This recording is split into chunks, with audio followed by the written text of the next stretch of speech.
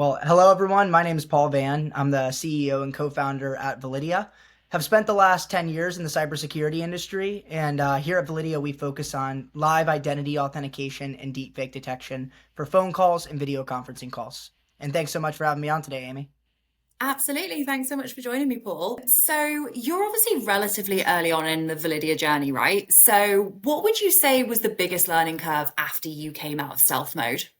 Yeah, I mean, there's definitely a lot of learning you have to do whenever at any point in your startup journey. But coming out of stealth mode, especially in a very new market like deepfakes, I think one of the things that we learned right away was it as soon as you come out and release what you're doing or start sharing what you're working on, a lot of other people start working on it. I remember when we released like our Know Your People tool, I started to see a bunch of other companies appearing in the space doing similar things, starting to build similar integrations to us. And that's not a scary thing, actually. It can be. But also, I think that it shows that there is a market around what you're building. It shows that other people are recognizing this problem as well. But that all being said, I'd say the biggest thing that, we had to learn as that was all happening was it's so important to maintain speed and even increase your speed as a growing startup. As soon as we started seeing other companies doing that, we were finding anybody and everybody that would come on and help us out, help us build out what we were working on. And legitimately, I mean, there were so many sleepless nights just building integrations, getting things in place that other people didn't have.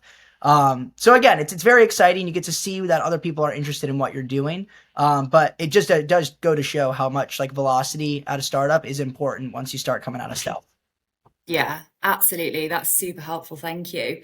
So, I know you've just made two full-time hires, which is really exciting, starting to grow the team out. Interviewing can be tough. Like a lot of people don't actually know how to interview that well. What are some non-technical interview questions that you always ask people to kind of give an insight into somebody?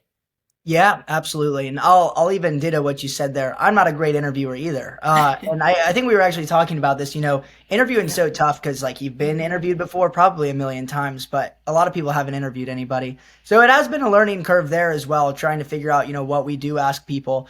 I would say the question that I like to ask the most, I actually like to stick a little non-technical for some, like, and the main reason being is I think there's so many smart, bright, technical people today in this space. There's so many people out there looking for software engineering roles.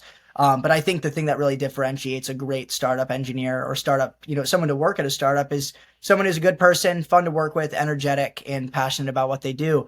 So the question that I always ask is whether it's regarding, software development or regarding something that you did in middle school, what was the most excited that you've ever been about something you worked on? I always like to hear just like, cause for one, like my tell is always when someone starts to smile when they're talking about it, I know that they've got that drive in them and that they're interested in like what they do and love what they do. So I like that one. I think it shows like, like something that, people are proud of, something people worked on, and it gives them that floor to really, I mean, you could go a lot of different directions with that. So that one is one that I like a lot. I'd say one that's a little bit more common that I always like to ask people is like, who are two or three people in your life that have played an impact and how? And kind of hearing that story of how they've worked with other people. Some people will talk about times they've managed people and how those people they managed helped them. Sometimes people will talk about their boss and how that person impacted them. Sometimes they'll talk about family. It's always just good to I think you can learn a lot about a person from like A, who they pick in that, but B, just like the experiences they've had with other people and who they've shared those experiences with. So those are two non-technical ones, but like I said, I usually stick pretty non-technical. So those are mine. Yeah.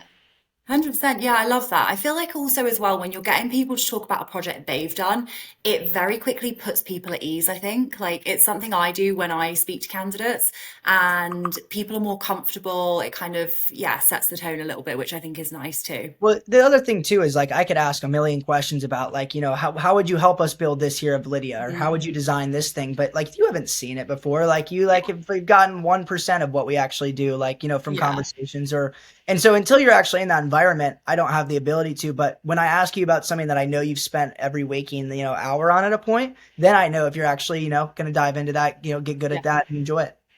Yeah, absolutely. So I feel like that kind of leads me on quite nicely to my next question. You're obviously a very empathetic leader, and it seems like culture is very big for you. So I guess once you have hired these people, how do you then implement a strong culture in your company from the get-go? Like it's so important to do it from such an early stage. So how are you kind of implementing that culture?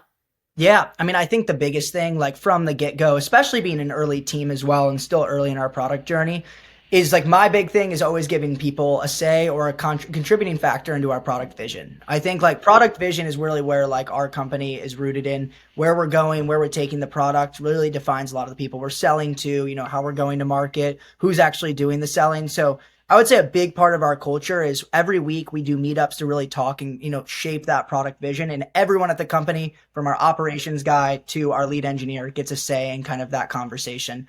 And I think that's really interesting because you get, sometimes that non-technical feedback from people who may not know exactly how to build it, but have some really good ideas, which is always great. And then you also get the feedback from people who like know exactly how they might build it. They've seen it at other companies.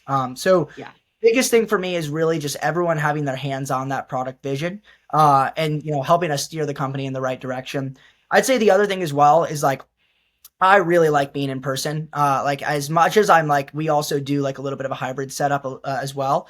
I really like having everyone come in at least a couple times a week. I think it's great to go get lunch with all of the rest of the team, and keep the conversation sometimes take it outside of work, talk about family, talk about friends. So those are two big things for me is really like not only just being, like, working with my employees, but, being able to actually like learn a little bit more about them, help them out in their own life as well. And then also, oops, sorry, to give everyone a hand-on product vision. That's an important one for me. Yeah. Awesome. Well, listen, Paul, I'm so excited to see where Validia goes. And I really appreciate you jumping on with me. Thank you so much. Yeah, you as well. Thank you for making the time.